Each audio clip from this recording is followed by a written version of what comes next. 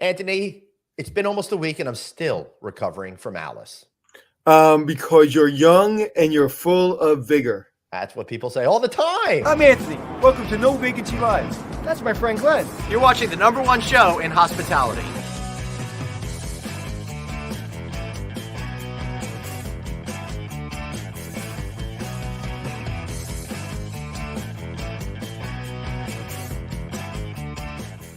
Hey everybody, welcome back to No Vacancy Live. That's Nathan Melchiori. I'm Glenn Hausman. We're back live in the studios. Yeah, we got a show Thursday, but we were also super busy over at that Alice conference last week. If you haven't checked out some of the short interviews I've done, check out novacancynews.com. Anthony, so great to see you. You're talking about vigor.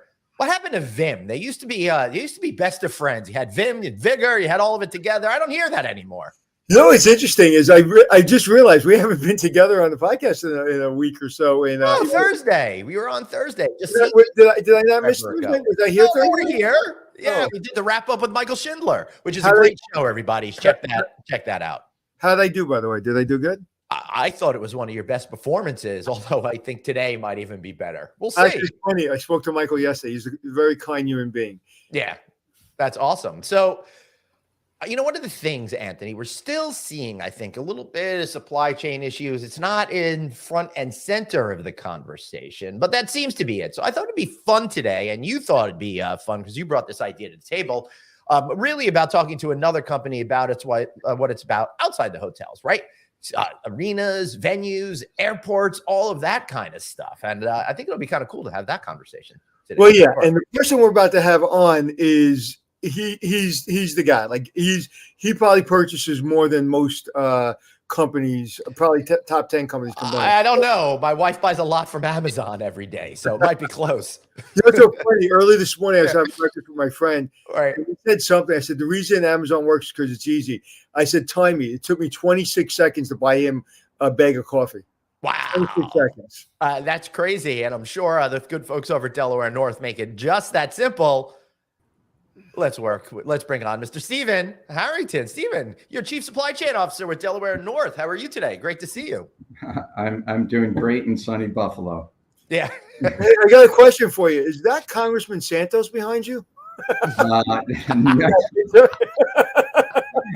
Actually, I got to tell you. So the one that I think you can see is Chef Carlos Gaitan, who is the only Michelin star Mexican chef. Wow. That's pretty cool. Hey, listen, Steven, if you got a good hookup for me, I'm looking for some good mole recipes, something that's very Oaxacan, but not focused on cacao. All right. So that's my big assignment for you, because we like to give our guests homework. That's really what we're all about here. That whole sentence was, I have no idea what the hell you're talking about. But that's anyway. Thank you. Mole is a traditional Mexican dish coming from the Oaxaca region. Got it. We were at a conference. I think I was speaking at the conference, and I met Stephen. And Stephen, everybody seemed to be wanting to speak to Stephen, and I got to speak to Stephen. I was like, oh my god, he's got the coolest job in the world. I thought I had the coolest job in the world. Yeah. So, Stephen, is your job the coolest job in the world? Yes, we ask all the hard-hitting questions on No Vacancy Live. Yeah, no, I would say it's interesting because I sit on the leadership team for Delaware North, and my peers are presidents of the different businesses. So, you talked about sports service and airports and gaming and patina. And I get to sit right at the middle of all of that. So everything going on in every business, it just makes it so much fun. Dude, speaking about sitting in the middle, you just came back from the Australian Open. Because you work with venues down under there, so that is a pretty cool experience. What was that like going to Australia? Go forward, Stephen, can you tell everybody what you do first? Yeah, so head of supply chain for Delaware North, so that includes all of culinary. So actually, behind me, the gray-haired man is Chef Lou, who runs culinary for the corporation. Procurement, sustainability, and all design and construction in the U.S., Australia, and U.K. That's it. That's it. And just tell people a couple of the venues that you work with. Yeah, so we own TD Garden and the Boston Bruins. We do MetLife Arena. We do the Buffalo Bills Stadium. We do the Australian Open. We do the largest arena in the Southern Hemisphere, which is Melbourne Cricket Grounds. Hotels, casinos. We just finished building a $330 million casino hotel. And obviously the airports and then Patina Restaurant, which is really a lot of Disney. Okay, next time I'll just ask you, what don't you do? Yeah. So what were you in Australia for? So I have a supply chain culinary team that works for me down under. It was a big time of year for us because the Australian Open obviously is a huge event for us. We also have a private resort down there that is literally an island that has no other residential, no other activity at all, which is pretty challenging from a lodging standpoint. And we have a casino also down there and run a couple airports. Wow. And so did you go to the Australian Open? I was at the Australian Open 3 days. I was there Super Saturday, which is really the biggest day. So they had over 90,000 people there. Woo! Who won? I'd say the customers who are buying the fine food products supplied by Delaware North, but yeah, that's just me. Krachek. I've disconnected Anthony with that comment. Go on. No, so it was really interesting because it was actually the guy who last year they didn't allow to play at the Australian Open because he didn't the individual who didn't get, yeah. He didn't get vaxxed. Mm-hmm. Yeah. Right. So it was tough actually because the top two players on the men's side got beat early on. And a lot of Australians got beat early on. So it actually impacted the crowd. So if you're thinking about serving all the people that are coming, when things like that happen, it really impacts you. Right. So you got to figure out the right amount and balance it properly because you don't want to have way too much left over. That's not good for the bottom line or for the environment. But if you don't have enough, then you're missed out on opportunity and sales and all of that kind of stuff. So how do you even figure that out? You go into like a Las Vegas bookie and saying, hey, what's the Australians' chance of making it to the third round? How's that work? And by the way, it was Djokovic that won. Djokovic, yes, thank you. So yeah, I mean, historically the forecasts are pretty decent. So normally you're going to be within 10% and you've got to be flexible even up to the day of. Another event that we do here in the U.S. is the PGA Championship every year. Yep. And something like that can be majorly impacted by weather. The Australian Open was also impacted because they had one day that it was over 100 degrees, and then the next day it rained all day long. Oh. So, so you also not only do you have to like figure out what the crowds are going to be, but if it's going to be rainy and chillier, you may have to say we need more of X product like hot chocolate or something like that just to grab. But on a hot day, you probably have to think, oh, we need a lot more bottles of water or something like that. Right, Stephen? Or bottles of beer, right? When it comes to a lot of the sporting events. I think you always need more of that. What's interesting is people take for granted what you do. And like, if you think about, if we don't have supply chain and we don't have the right resources, if you're in a war and you can't feed your army, if you can't, if they don't have water and they don't have what they need and supplies, you're probably going to lose the war. And I think you're seeing that kind of now. Mm-hmm. And also, like, even like in any world, any country, the number one thing is if you need food, you need water. And the person that runs all that is responsible really for the success of not only what's happening, but really success of the people. So you have an important job. What's the number one? We talk about supply chain issues like Glenn said before, but where are we now with supply chain issues? Last year, say it was a 10 bad.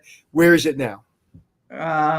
If you say 10 bad, I would say we're 3 or 4. I think things, they definitely have improved. We had, to your point, we had times last year where we didn't know if some product was going to show up. And if it doesn't show up, you can't make the sales, right? And so tremendously challenging. Now it's more uncommon for us not to get things. So it's much better. Well, I've got a garage full of toilet paper. I was doing some hedging back in 2020. If y'all need some extra. What's the biggest challenge now?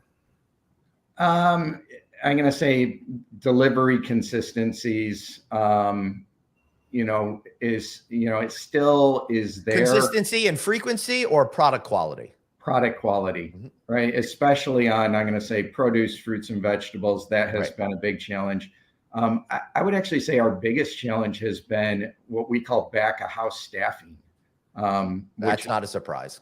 Yeah, we've had, the front of house, I would say, has gotten the benefit of all the price increases over the last year. And a lot of people are paid on tips. And so they're actually doing very well, and they love these jobs. The back of the house hasn't benefited as much from that. So that's been a big challenge over the last, year and a half. It certainly has. And let me just explain to our viewers that may be new to this scenario exactly what's going on. In the restaurant business, there's always been a schism between back of house and front of house. Back of house gets paid an hourly wage. And when you have a popular restaurant, the people up front are getting tips and making a whole lot more money. And we've seen a huge trend, Stephen, over the last 4 years, you could confirm, where people are just saying, forget the back of house. I know I went to school to be a chef, but I can make X amount more as a bartender or a server. So I'm going that direction, right? Well, absolutely. And I think they found all sorts of alternatives during the pandemic when the jobs became unavailable. And it's been really tough to get those folks back. Yeah, same story we've been telling in hospitality. Anthony, is there any sharing of tips where the back of the house will get a percentage of those tips? There is, and it depends on the location. I would say the best thing that we've done over the last year is we created a culinary program internally that we call chefs, that literally pull people out of the business and give them a very high level of training that frankly they could take anywhere, but we hope that they stay with us. And so how's that work? I'm not really understanding what you just said. So we partnered with the Culinary Institute of America and developed an actual training program for, I'm going to say cooks, early on chefs, to develop their skills so that they can become certified within our organization. That gives them the opportunity to actually elevate within our organization, or they could take it elsewhere. Now, do you work with like the Navy and the military to find those kind of cooks? Because my friend was a cook on a submarine, and he's now running probably the most exclusive golf course in the world, or at least in America, making insane amount of money. And he's been doing it for 25 years, 30 years after he got out of the military. Are you looking at that kind of person? Well, so I don't know if you remember, I'm a veteran too. So we absolutely target and look for veterans. I wouldn't say we're direct partnership with any of the branches though. Were you on a submarine too? No, I was a Navy Seabee, which is why I run the construction group too. Oh, okay. Got it. Understood. But thank you for your service. Thank you for yours. So before you started in this part of the industry and before the military, came out of the military, what was your first job? I worked for an athletic apparel manufacturer in North Carolina. And what were you appareling? We were doing sports apparel, so T-shirts, sweatshirts printed with colleges, universities, beach resorts. I'd like to make a shout out to everyone that's selling T-shirts. We've got to get back to the beefy T-shirt quality, especially at concerts. If you're going to be charging $50 for a T-shirt, it's got to be able to get through the wash more than once or twice. Well, disposable clothes, I'll go to Old Navy. Sorry, Stephen. Got to get no. Well, Anthony, I like this. My second job was I worked for the largest intimate apparel manufacturer in the world, and I was buying $1 million a week of stretch fabric. Wow. Oh, really? Yeah. Wow. But it's funny. It's interesting. I went to a Billy Joel concert. My daughter was in first grade, so we're going back, I don't know, 15 years, 16 years. I wear the Billy Joel shirt probably 5 times a week around my house. It hasn't faded. I mean, it's too big on me. It's stained with Clorox. It's a mess. I look terrible, but it is the most comfortable shirt I own. And to your point, Glenn, it held up. Yeah, exactly. So when I spent $55 for the T-shirt, I didn't mind. Yeah, exactly. So, Stephen, I want to talk a little bit more about your career journey and stuff like that. But there are certain things that are going out right now with the supply chain. I'm curious to see about how you and how Delaware North kind of pivots in these things. The most important thing is the egg crisis that we've been going through. Does that sort of a thing change the way you are promoting menu changes and thoughts on that, or do you just charge more for it and that's the end of the day? Could you give us a little more context on how that works? Yeah. So are you talking about just the supply or everybody? Yeah, I'm going just thinking about it. When you cage-free? have a particular good that changes prices so dramatically, as we've seen with the example of eggs, for example, over the last couple of months, how does that affect your decision-making process and consumer demand and how you kind of bring all those together? Yeah. So the interesting thing is, even with, I'm going to say product supply, on top of that, a lot of corporations in the US, especially on the hospitality side, have had to go cage free, Right. which there's even less of a supply for. And I would say, we look at, a multiple approaches on how to manage that, right? So can you change portion size? Are there alternatives? Do you have to change the menu price? And for each one of them, it becomes different. And in some Right. cases, I mean, everyone, if you get the American breakfast, you're still going to get your 2 eggs. And that's something that's always going to be there.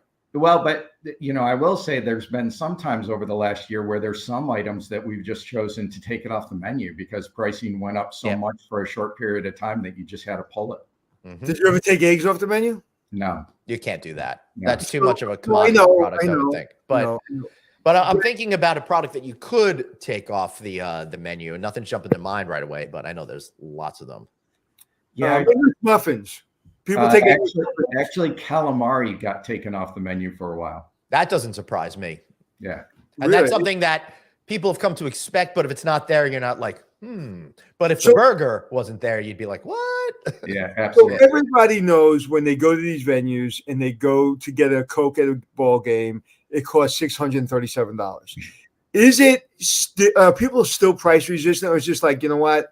I'm watching, like when I go to a movie, you can charge me $100 for popcorn. I'm paying for it. I can't watch a movie in a movie theater without extra butter on my popcorn and have popcorn. I can't. I have to leave if I don't have popcorn. So, and I'm willing to pay whatever it is. Is there people just roll their eyes and pay it, or is there a lot of price resistance? I think even still now, and I know we're early on, everybody's talking about a recession, but we're not seeing the price resistance. I'll share, we have one venue that, our customers coming in didn't have any complaints about the pricing whatsoever. And we think there's still more price elasticity there. Although I got to say, for the last 20 years running, the local news channels here in New York always send somebody to the U.S. Open to talk about how shocking the prices are there every single year. But they're still selling and selling out every single year. I got to tell you, guys, I don't think I'm price resistant as much as I am line resistant, Stephen, right? And I say this because I've seen a lot of new technology come into airports and arenas and sporting venues and all of that kind of stuff. That's really, I think, solving that particular issue for someone like me. If I'm popping out in the middle of a jam during a concert or between plays, I love going to hey, grab a beer from the fridge, self-serve myself and get out. Is this something that you're seeing you're moving your company to in a more meaningful way? Oh, huge. So self-checkout, kiosks, walkout technology, airports, sports venues, that absolutely. And each sports venue, each stadium's owned by somebody different. So there's all sorts of different technologies that are getting rolled out. I'm sorry. I was just in the airport. I don't know, some airport. And I walked through, a regular newsstand to get my water and what I usually get. And it was an Amazon. It was a Hudson newsstand, but it was using Amazon technology. Yep. And there was a young lady there and said, go through that lane, please. I went through that lane. She goes, just take a bag, put everything in, and just I had to put my credit card in before I walked in. Yeah. I walked around the store and I walked out. And it's the first time I've done that. I know they're testing all over the country. Yeah, there's one at Resorts World. Yeah, it was very easy and it was cool. We have one at TD Garden. That's cool. Right? Yeah, so you can just walk in, grab the beverages you want, and just walk out. Right. And I think actually the airports, I think, are going to be an area that you'll see a lot more of that over the next couple of years because it's so hard to get labor into the airport. When you think about, they have to leave early to get to the airport. They have to park, 10 miles away, shuttle in, go through security. Labor in the airport is extremely challenging. I think that'll be a big change. Yeah, and when I looked up, when I was in the Hudson News, I looked up and it was literally hundreds of cameras. Because I asked the lady, I said, how do you do this? And she goes, look up. And I looked up, there's just hundreds of cameras. Yeah. Wow. And so there's, certainly Amazon, but, we have a MasterCard walkout that's out in San Diego. So we're trying some different technologies. And I was talking to my friend. He goes, this technology, AI, Chat GDP, everything's taking over people's jobs. I was like, you know what? People don't want these jobs anymore. A little show note, ChatGPT. We're going to have an in-depth discussion on February 23rd with Puzzle Partners and Alan Young. That'll be a really good. Are we really? Yeah. Mm-hmm. When did that come about? Oh, we've been working on it for a couple of weeks. Anyway, we can talk about that later. We'll deal with that on February 23rd. Today we're talking. Well, maybe I'll bring it up anyway, Glenn, later. He's incorrigible, Stephen, as you've noticed already. Stephen, are you using AI like Chat GPT in your business at all? We're testing it in some areas, but very early on. How are you utilizing technology to make your job more precise? That's a good question. So I would tell you, it's interesting when you think about the size of our corporation. So Right. $4 billion in revenue. When I joined here 6 years ago, we placed purchase orders for all of our goods. Some of them were fax, some of them were phones, some were on systems. So over the last few years, we actually went on one platform throughout our entire corporation that has given us a tremendous amount of data that obviously we can leverage with our partners to get better pricing, but we can also leverage it internally to ensure compliance.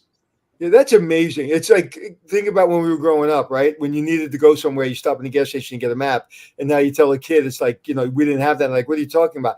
Like, you're going to tell kids in 5-10 years, well, we used to do everything for $4 billion worth of revenue, everything by hand and fax and emails. And how'd you control that? It was almost unfathomable that you would do that. And even now, it's only been a couple of years for you and you lived on the old platform or the old system. Like, isn't it mind-boggling? Yeah, the data, right? I mean, it's amazing how useful the data is. And again, I'm going to say using it externally and internally has been a huge benefit financially for the corporation. Yeah, and I love looking at those kind of reports because you can literally in a second say, why do we have just say sausage, Italian sausage? Why do we have Italian sausage at the games they don't sell? You can tell that in 2 seconds. Yeah, but I could also bet you could tell information like, hey, all of a sudden people seem to really care about avocado toast. We should, have a strategy behind that sort of a thing. So I bet you're able to say, oh, we could put XYZ thing into a stadium or arena because maybe you've detected something in the data that shows people are gravitating more towards that particular food item, right? Yes and no. I mean, actually, you have to get that data from a separate system, which is going to be your point of sale system, right? To tell you sales, because if I ran out of inventory of avocados, I wouldn't actually know except for the unit telling me based on the data. I just know how much was used. Right. Oh, interesting. Right. So can you do me a favor, Stephen? Yeah. Can you get the fad of avocado toast out of the world, please? I think the price of avocados did that for the most part. Get an avocado and have toast. Thank you. Yeah. My daughter's a huge fan, so. We don't want a rift to come between you two guys over here. Maybe we just need to calm it down, move on to another. Well, the first time I had it was like, it's avocado with toast. And people were like, what do you think it is? I said, why? Like, if people have been having avocado and toast forever. Like, why is it a thing? Anyway, I still love your daughter. She's fine. All right. So, Stephen, what do you think now is the biggest opportunity out there for a company such as yours when it comes to your department figuring stuff out and utilizing all of this technology and really being a good pair to what you see out there with consumer tastes? The biggest opportunity, I'm going to say, is overall partnership. And I'm going to say whether it's partnership with our supply partners or partnership internally.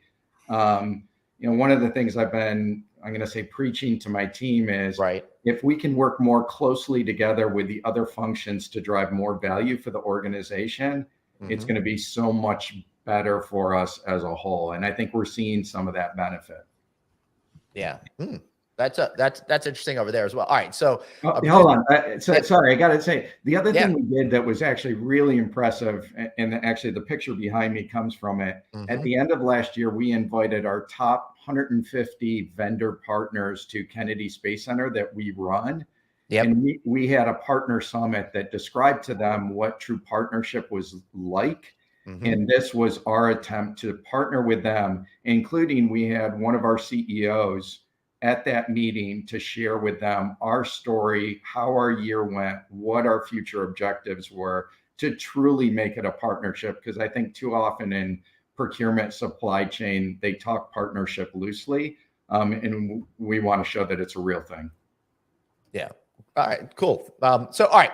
So Dr. Producer Suzanne is saying last weekend there's a big event at Daytona with the Rolex race. Are you finding that there's spillover between racing and the card club? Are people going like racing, then come and make bets on the horses, the dogs or the poker or all that kind of stuff? And how do you think about, supply chain when it comes to two events that are next to each other? Because you said before we went on air that you kind of like the gateway to events. So how does all of that kind of work? Yeah, so I'm actually not sure related to the dog race down there. That's all right. Make up something else. You can go with any example you'd like. Yeah. So I'll go with sports betting. So, a lot of people are seeing sports betting online, right, and they're saying, isn't that taking people out of the casinos? Mm-hmm. And actually, I would tell you that people want to do their sports betting in a casino at a bar. And so that certainly is bringing people in. Yeah, I bet. Yeah, this sports betting thing is really taking off big time. Anthony? Yeah, and I tried it. I just can't get into it. I did it with a football game. And once I'm sports betting, I'm not thinking about the game. I'm thinking about my bet. And I'm just like, you know what? And I think I bet $20. So it wasn't like I had $2,000, $5,000, $100,000 on the game. I just I bet $20. And all I was thinking about is, I need another this. And I need that. And I was like, I'm out. But sports betting is the future. Definitely. Oh, yeah. Steven? Well, yeah, the interesting thing is, I would tell you that sports betting, we're hoping that people actually do sports betting in our casino so that they actually do the rest of the things in the casino, not the sports betting. Right. Right. And I think that, like you said, anybody I know that's a sports bettor is like, they're always running to a casino. I'm like, Yeah. you can do that on an app, right? Yeah. Yeah. You could sit at home and do that all day long. Yeah. It used to be called the bookie. Yeah. Yeah. I remember when I had hair, I used to work on the Upper West Side of Manhattan at the Lucerne, and I used to get my hair cut down in this brownstone in the basement. And Grandma was in the back. Grandma from Cuba was in the back, and she had all the envelopes, and she was the bookie. And I asked the guy, I was just like, as I'm about to ask you, he goes, really? I was like, never mind. And I was like, okay, I get it. Grandma's the bookie. That's excellent. So, Steven, I got a couple of questions for you about the Patina restaurant group. First of all, at Epcot, Via Napoli is one of the most popular restaurants over there. Impossible. You guys opened up Space 220 last year, which I have yet to eat in that. But I also want to give a good shout out to Morimoto Asia over at Disney Springs, which I've eaten at. Have you had a chance to go to do that Space 220 thing? It seems kind of cool to be able to take an elevator and eat dinner 220 miles above Earth, because that's totally really what's happening. Yeah, no. So I've eaten at all of them, right? So even remember on a construction side, my team builds them all. So I'm there while it's actually taking place. Dude, the design of the Edison is gorgeous, which is also at Disney Springs. It is.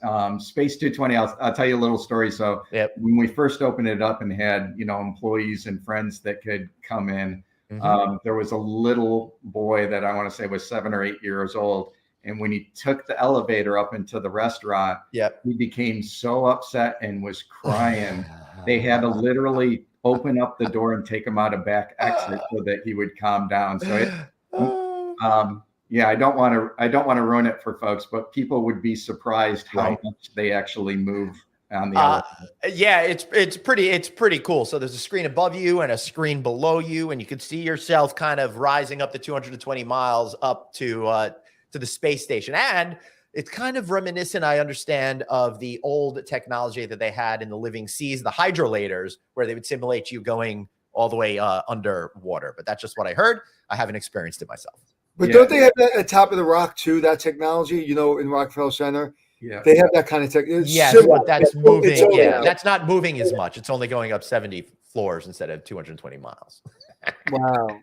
So you go 220 miles. Wow. That's cool. exactly right. Not a spacesuit. Yeah.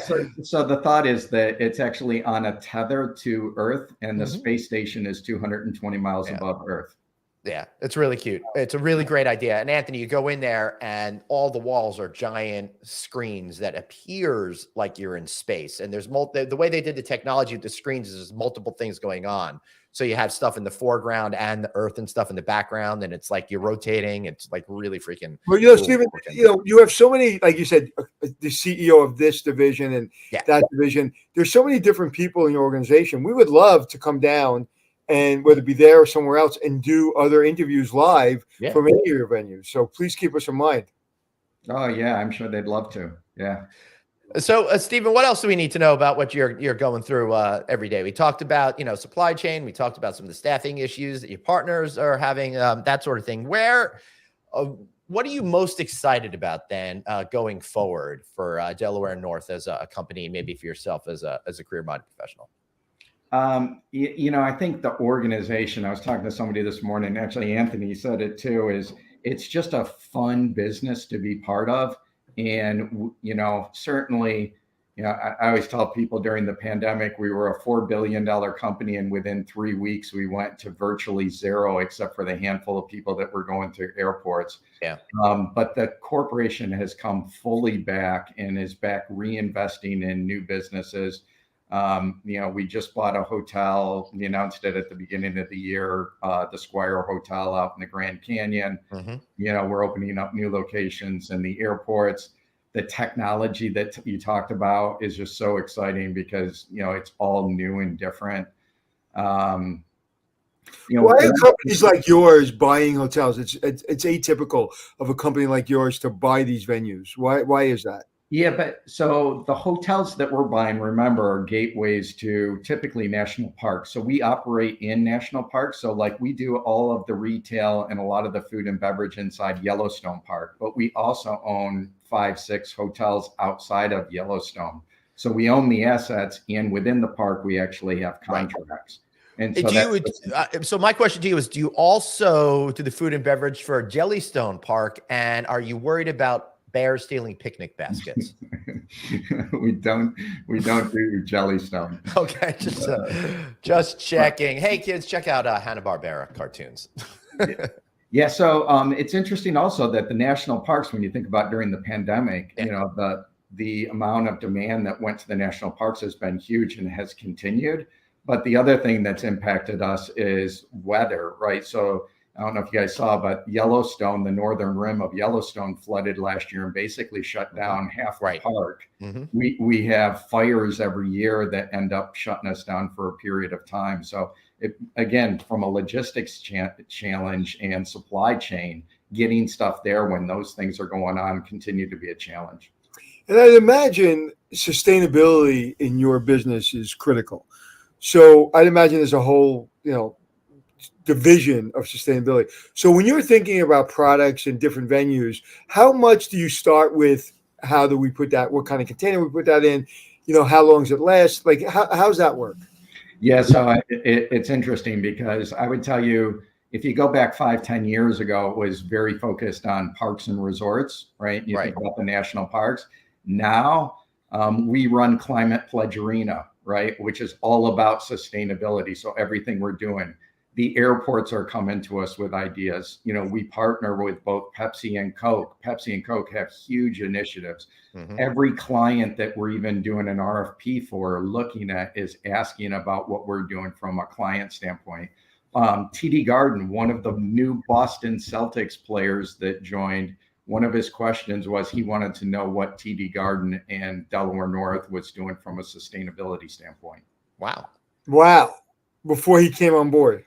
It's pretty interesting. And right after you came on. When you look at it, like the other day, I was seeing something about prescription bottles, and somebody created something that we're going to get rid of all these plastic prescription bottles because there's billions of them every year.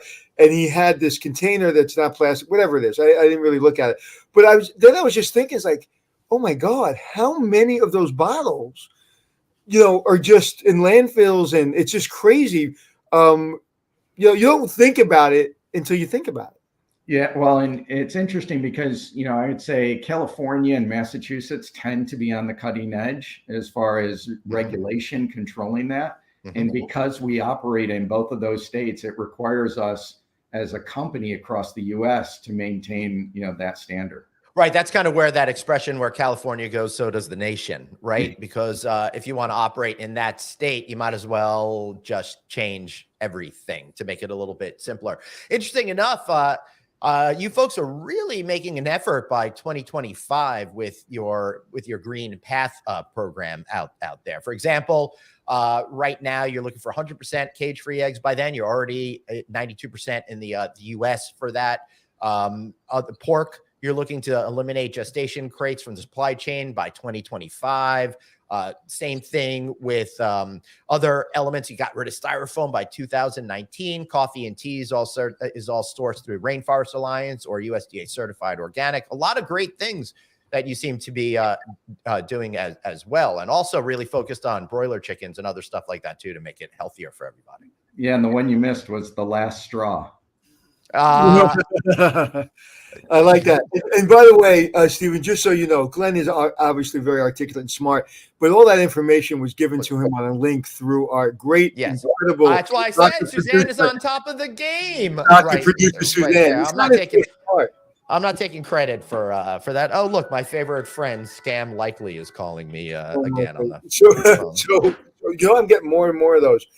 So what is a ballpark? Let's just take a regular Fenway or just a regular ballpark, Yankee Stadium, for instance. What does that look like 10 years from a food and beverage standpoint? Are we basically just walking into places, putting our credit card and walking out and self-serving, and there's all those, for lack of a better word, counters or kiosks, whatever you call them, where everybody stands behind and there's a grill and everything else? Is that kind of gone and the kitchen is in the back and nobody sees anybody? Like, what do you think in 10 years? Yeah, I think it becomes challenging just from a cost of infrastructure to build it. So I think it's going to take a while, but 10 years, I think we're going to see a lot more of it. The other challenge you're always going to have, and I think eventually we get to a solution around IDing people for alcohol, right? Right. Because even if you put those walkout technologies, you still have to have somebody there that's checking ID, where if you can do something else, right, some other type of scan that can validate that somebody's above age, then you can eliminate it even more. There's got to be clear technology that you use in the airports. I mean, I am addicted to clear. Well, when I was in Australia, I went to Marvel Stadium where they were having a cricket game. And while I was there, they told me that they had found 2 people in the stadium that the police were activated to get out because there were issues. Right. And it was all facial recognition software that's in the stadium that they find people, and they do that regularly. Wow. Right. In Madison Square Garden, Dolan threw out the lawyer that was suing him because her daughter wanted to go to the game and she wasn't allowed to go to Madison Square Garden. So she put on the disguise, and their facial recognition found her and they threw her out. Yeah. So I think the idea on alcohol becomes a challenge, but I think that we continue to move more and more to self-checkout and walkout technology. Well, most events that I go to that have that, you got to go get your bracelet, like at Jones Beach Amphitheater or whatever. So there's got to be some easy way, if you're already having someone check IDs, that instead of the bracelet, you get some sort of digital confirmation on your phone. And that's why I like Anthony's clear idea as well. Well, I think what happens is your head turns red or blue or purple, and they know, okay, all the red people are good and all the blue people are bad. Yeah, but they've also been doing like web apps so that you can place an order at a stand while you're sitting in your seat, so that when you get the 2 minutes that you want to run up and go grab something, you don't have to wait in line. You can get it once you're there.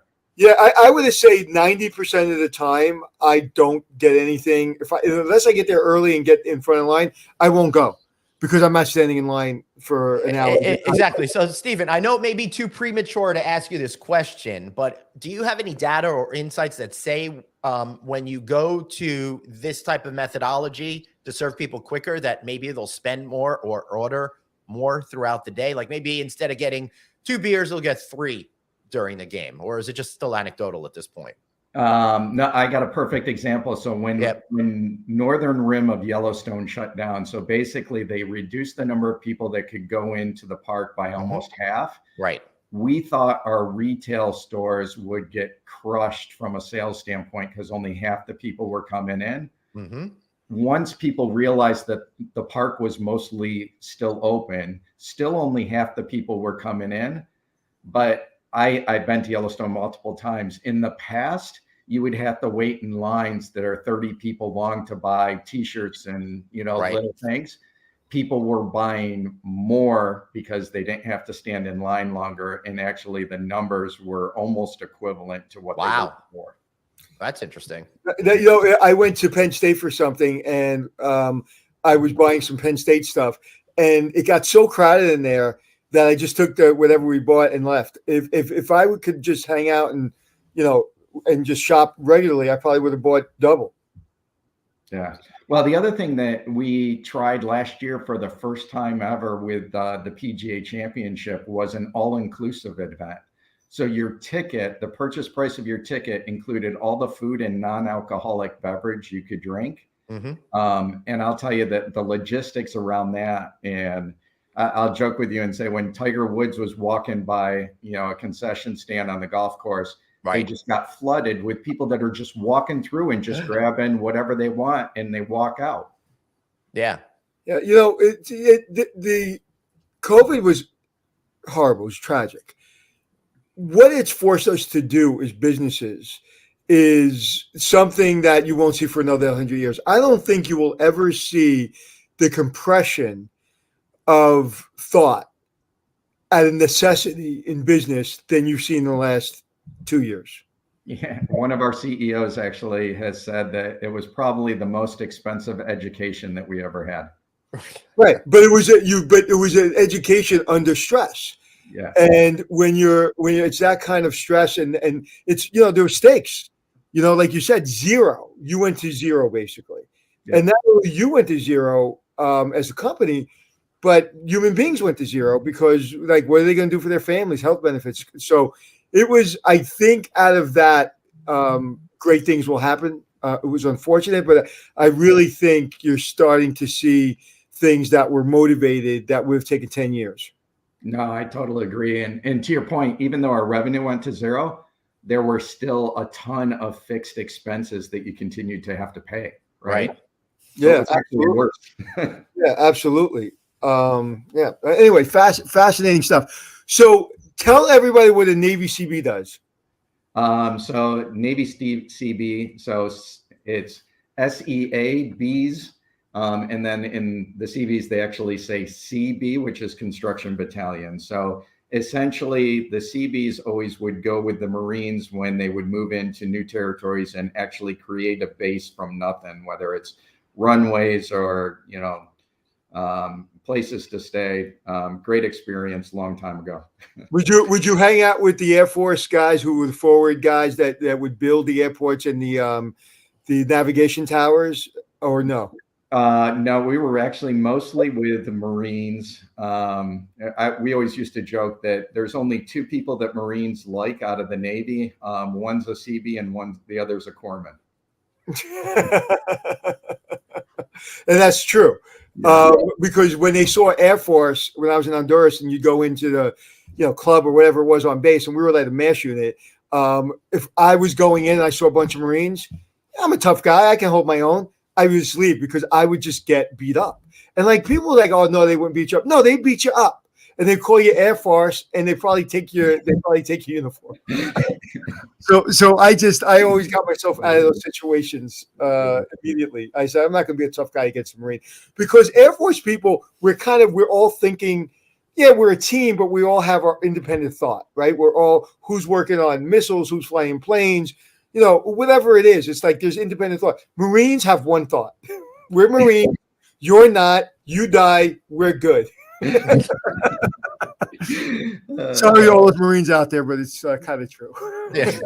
But so, did you ever go under the water? Is there any reasons you had to go under the water to build something or do something, or no? Are there divers?